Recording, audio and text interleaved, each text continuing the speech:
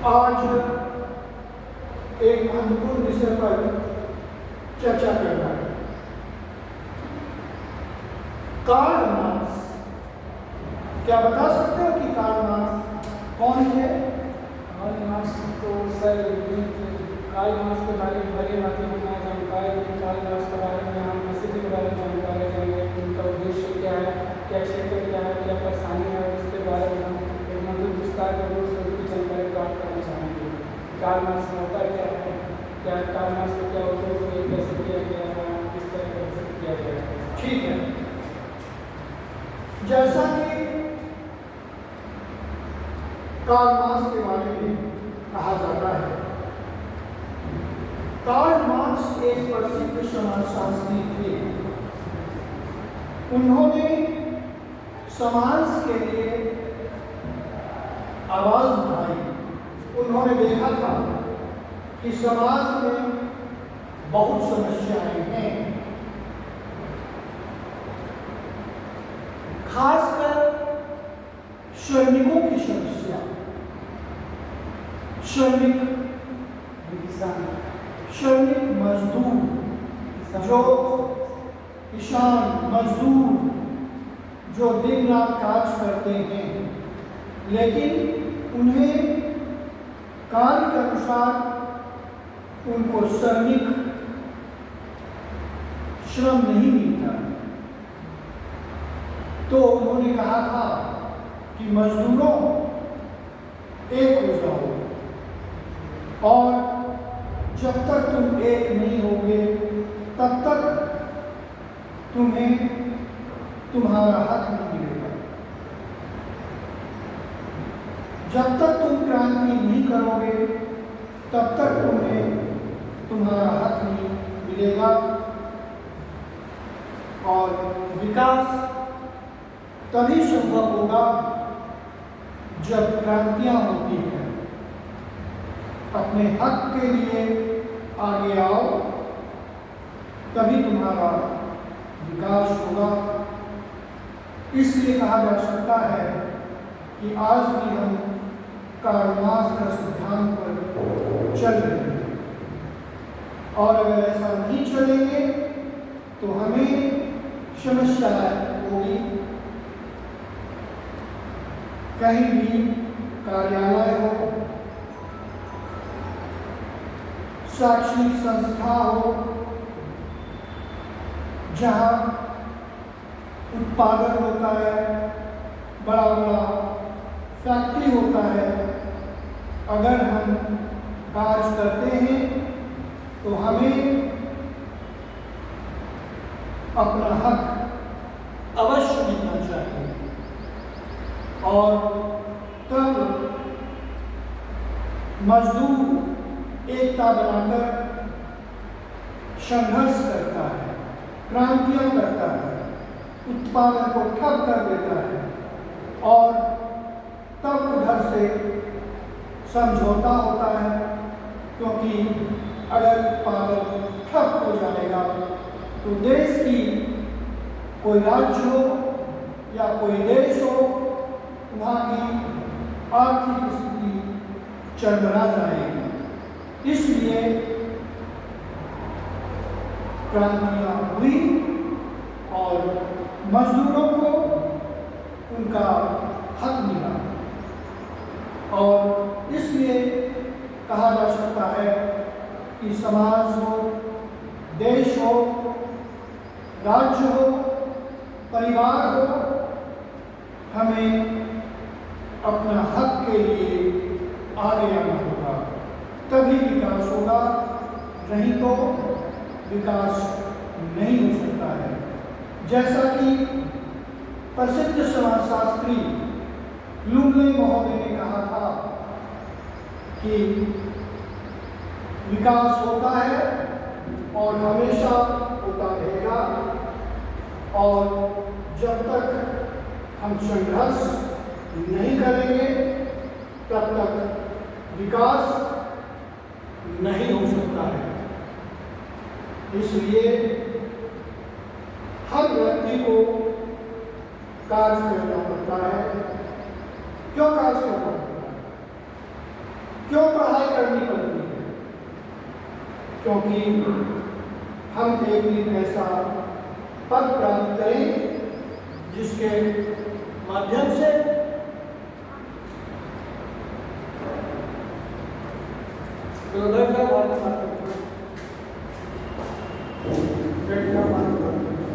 जिसके माध्यम से हम विकास कर सकते हैं। तो आज हम क्या डिस्कस कर रहे हैं? समाजशास्त्र। क्या है समाजशास्त्र? खड़ा होकर बोलिए। यहाँ आइए, इधर आइए। हाँ वहाँ बैठिए, खड़ा होकर आइए, हाँ बैठिए। हाँ, तो समाजशास्त्र क्या है? समाजशास्त्र एक ऐसा विषय है जो दो शब्दों से मिलकर बना है, समाज और शास्त्र। साधारण लोग और जो कि सोशियस प्लस लॉगस, जो कि ग्रीक और लैटिन भाषा से लिया गया है। सोशियस प्लस लॉगस। सर मेरा क्वेश्चन सर, ग्रीक भाषा में सर कौन सी भाषा में लिखा गया सर? लॉजिस के सोशियस प्लस लॉगस। हाँ, ये ग्रीक भाषा में लिखा गया सर? नहीं लिया गया, वहीं से इसकी शुरुआत हुई, वहीं से लिया। लोगस, सोशियस का अर्थ होता है समाज, और लोगस का अर्थ होता है शास्त्र, अर्थात समाज का शास्त्र। और अगर साधारण बोलचाल की भाषा में समाज का अध्ययन करना ही समाजशास्त्र कहलाता है। लेकिन सर्वप्रथम समाजशास्त्र को सोशल फिजिक्स कहा गया था। सोशल का अर्थ होता है सामाजिक। क्या सोशल का मतलब क्या होता है? सामाजिक। और फिजिक्स का अर्थ होता है, फिजिक्स का अर्थ होता है विज्ञान, तो होता है अलग, फिजिक्स, केमिस्ट्री, मैथ्स, भौतिकी, सामाजिक भौतिकी कहा गया था।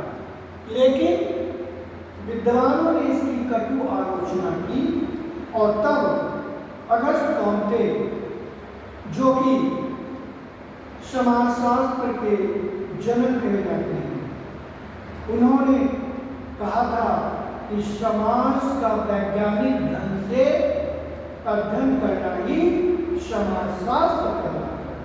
Sociology is the study of scientific study of society, है ना। अब प्रश्न उठता है कि हम समाजशास्त्र का तो अध्ययन कर रहे हैं, समाज क्या है? What is society? आप कहाँ रहते हैं? कहाँ रहते हैं? जो समाज क्या है? आप कितने वर्षों से समाज में रह रहे हैं? जन्म से रह रहे हैं, है ना। तो क्या बता सकते हैं? और आप बताइए समाज क्या है?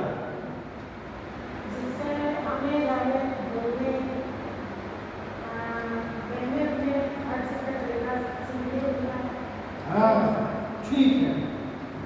और शास्त्र क्या है? आप बोलिए। संस्कृत लॉजिकल ग्रीक भाषा में लिखा गया है।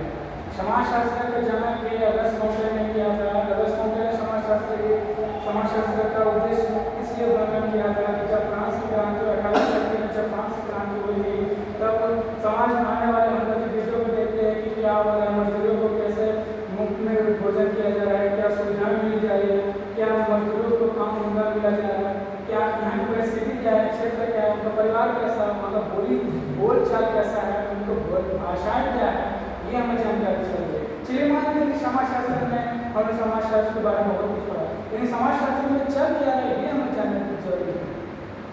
समाज में तो वैसे बोलते हैं कि आज समाज है कल समाज नहीं है, लेकिन आज वही समाज हमारे लिए पूरे देश, आज देश के दूर की बात है, आज पूरे भारत में वो भारत से भी और अधिक समाज के बारे में चल रहा है कि तुम किस समाज से हो बाबू, समाज में तुम क्या समझते हो बालक, समाज हमारे लिए क्या महत्वपूर्ण है। संविधान समाज तो समाज होता है, लेकिन संविधान में इसके समाज के बारे में क्या इसका कुछ उल्लंघन है? बिल्कुल है।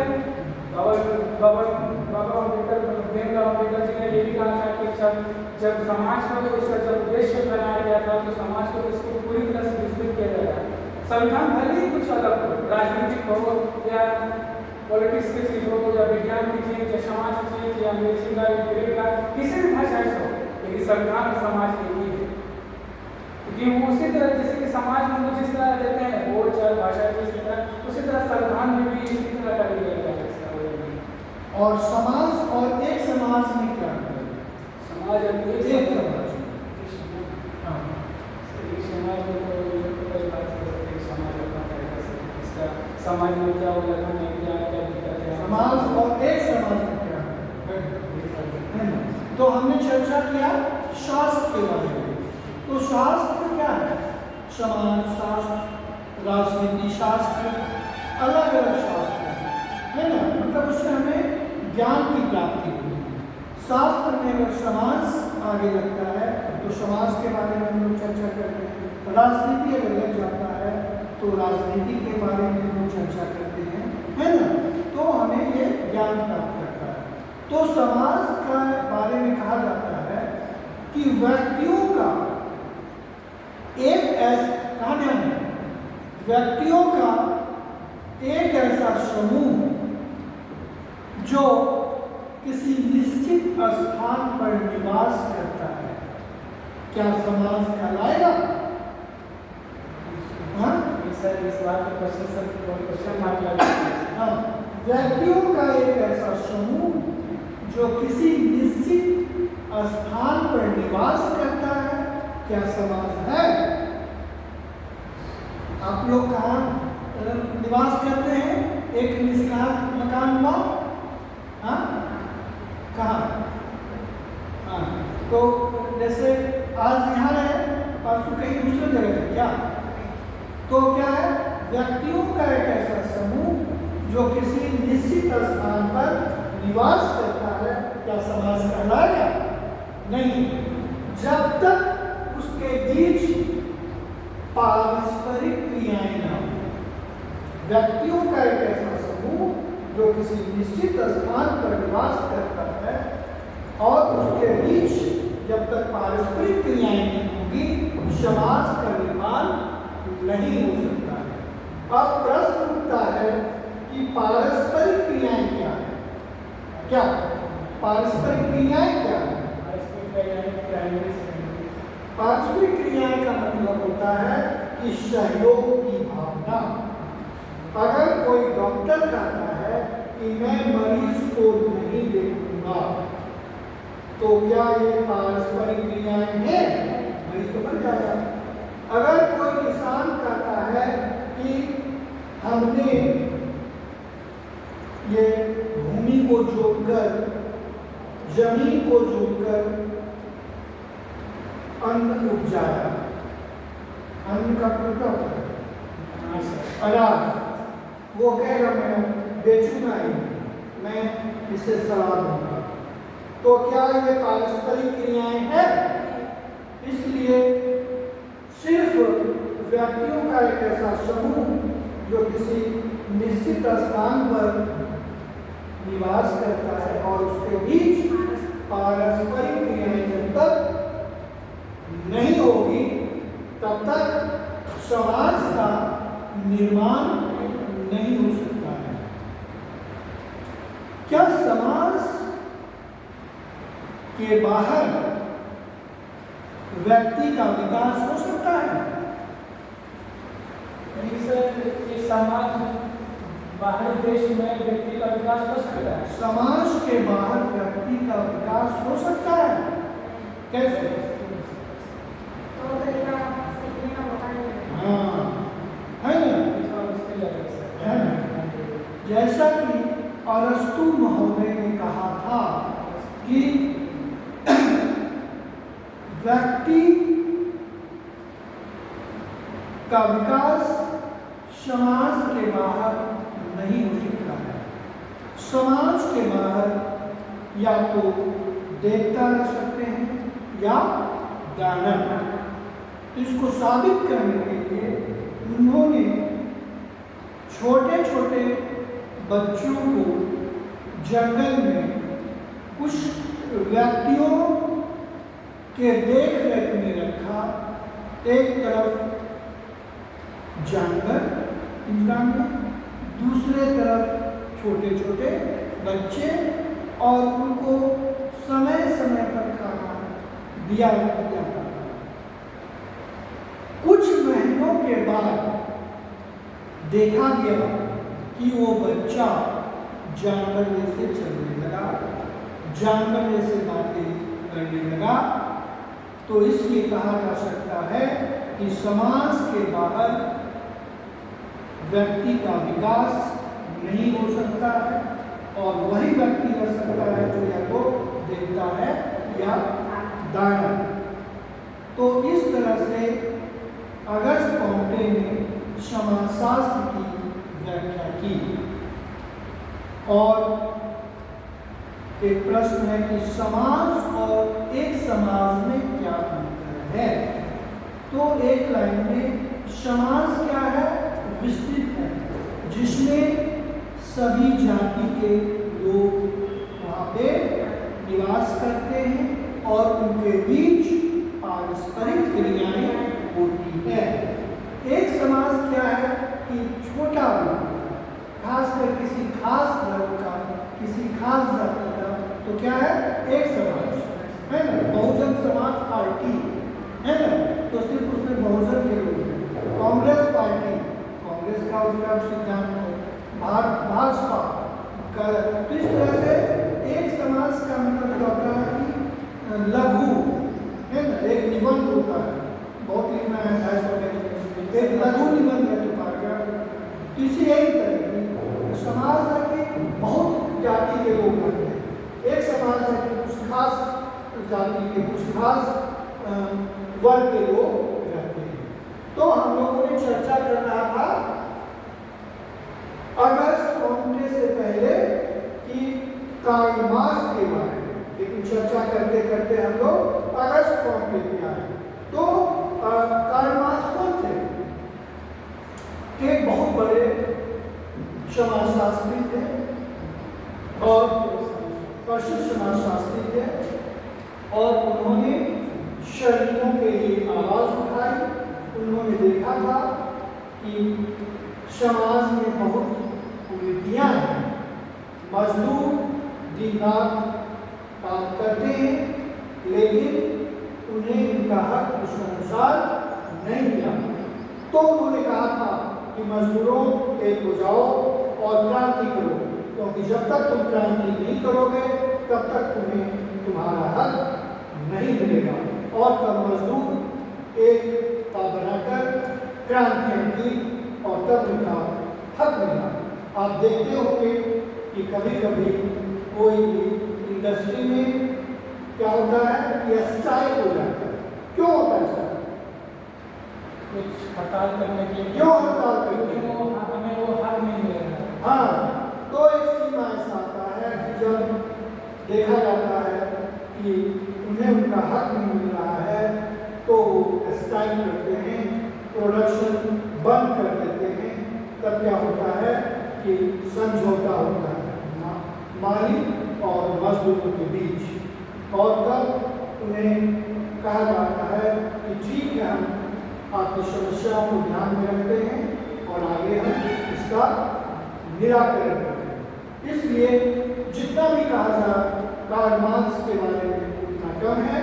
उन्होंने विश्व को एक आवाज दी, एक चेतना दी कि अपने हक के लिए आगे आइए, चाहे कोई भी संस्था हो, कार्यालय हो, औद्योगिक संस्था हो, है ना। जब तक तुम्हें तुम्हारा हक नहीं मिलेगा, तुम्हें अपनी आवाज दबनी नहीं चाहिए। जहाँ जरूरत हो अवश्य अपनी आवाज को आगे लाएं। और इस तरह से आज हम उनके सिद्धांत को पढ़ते हैं, उनके सिद्धांत को लाते हैं। इसलिए आप सभी को ध्यान देने की आवश्यकता है कि हम अगर शिक्षा ग्रहण कर रहे हैं तो क्यों कर रहे हैं, हमारी सोच क्या होनी चाहिए। अगर आप कल डीसी बनते हैं तो आपको सभी के हक को देखना होगा, सभी के विकास के लिए सोचना होगा, तभी आपका जीवन सार्थक हो सकता है। लेकिन आज के युग में लोग आर्थिक के पीछे भाग रहे हैं, धन के पीछे भाग रहे हैं। धन तो भी मिल जाता है, नाम नहीं मिलता है। धन आपको तो मिलेगा ही, लेकिन नाम नहीं मिलता है। आपने कुणाल का नाम सुने होंगे, IAS कुणाल, आप इस दुनिया में नहीं थे। वो हमेशा हक के लिए आगे आते थे, निडर रहते थे, है ना, और गलत कार्य नहीं होने देते थे। उन्हें बहुत तरह का थ्रेटनिंग भी हुआ करता था, उनकी ट्रांसफर हो जाती थी, लेकिन वो डरते नहीं थे। जहाँ की जरूरत था, इसलिए आज हम उनका आज भी नाम जानते हैं। बहुत ऐसे IAS अधिकारी आते हैं, काज गलत करते हैं, सस्पेंड हो जाते हैं, है ना, नाम उनका हट जाता है और वो पैसे की घोटाला होती है। इसलिए हम सभी को एक इस तरह की आवाज़ उठानी होगी, कोई भी पद हो, है ना, हम अपना कार्य करें। इसलिए हम कह सकते हैं कि कार्ल मार्क्स का सिद्धांत अपने आप में महत्वपूर्ण है, एक समाज सुधारक के रूप में है, एक चेतना के रूप में है, एक विकास के रूप में है ना। यही कार्ल मार्क्स का सिद्धांत था। धन्यवाद।